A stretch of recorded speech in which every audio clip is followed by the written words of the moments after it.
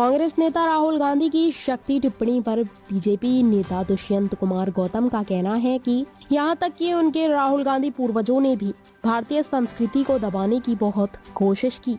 इस शक्ति का विरोध करने की लगातार कोशिशें होती रही हैं, लेकिन जितना ज्यादा आप इसका विरोध करते हैं यह उतना ही बढ़ता है। जब ईवीएम की बात आती है तो उन्हें बताना चाहिए कि उन्होंने हिमाचल प्रदेश, कर्नाटक और तेलंगाना में चुनाव कैसे जीते।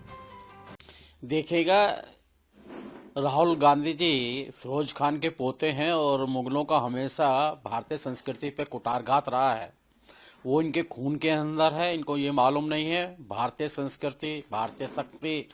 और पूर्वजों के, तुम्हारे पूर्वजों ने बड़े प्रयास कर लिए इसको दबाने के लिए। अनंत काल से चली आ रही है, अनंत काल तक ये चलने वाली है। इसलिए आप कोई भी रूप ले लो, संसाधनों में पहला हक माइनॉरिटी का है। उस प्रकार का व्यवहार करने वाले, आज हिंदू को गाली बकने वाले लगातार वो प्रयास कर रहे हैं। लेकिन ये शक्ति, जितने भी आप इसको विरोध करोगे, शक्ति पुनः बढ़ेगी। और जहाँ तक ईवीएम की बात है, आप निर्धारित करें कि हिमाचल का चुनाव कैसे हुआ। आप निर्धारित करें इस बात का कि कर्नाटक का चुनाव, तेलंगाना का चुनाव कैसे जीते आप। क्या उसमें भी आपकी साठगांठ थी अगर ईवीएम गलत है?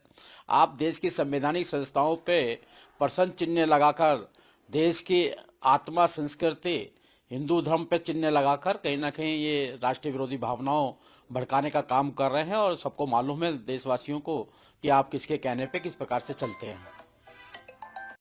सावरकर ने कहा है कि राहुल गांधी राजनीतिक लाभ के लिए वीर सावरकर का बार बार अपमान करते हैं।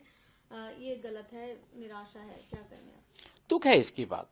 जिसके बाप दादा कभी जेल नहीं गए, कभी सजा नहीं काटी, और वो हमारे क्रांतिकारियों को जिन्होंने जिनको कई बार उम्र कैद मिली है और उन्होंने अपना जीवन जेलों में बिताया है और देश की संस्कृति और संस्कारों के लिए लगातार लड़ते रहते हैं, उन पर प्रश्न चिन्ह उठाना मुझे लगता है दुर्भाग्यपूर्ण है। और कांग्रेस ने लगातार देश की आज़ादी के बाद ऐसे सब महापुरुषों को, चाहे उसमें सुभाष चंद्र बोस हों, चंद्रशेखर आज़ाद हों, सभी के ऊपर प्रश्न चिन्ह लगाने का काम किया। सुभाष चंद्र बोस को किस प्रकार से इन्होंने देश निकाले की तरफ बढ़ाने का काम किया, उनके विरोध में खड़े रहे। मुझे लगता है कि आज वो काल नहीं है। आज जो जिसने भी देश की आज़ादी में भाग लिया है, सबको पूजे आना जाएगा। और जो गद्दार रहे हैं, उसमें वायसराय रहे हैं और उनके अंग्रेजों के गुलाम रहे हैं, उनको देश अब जानने लगा है।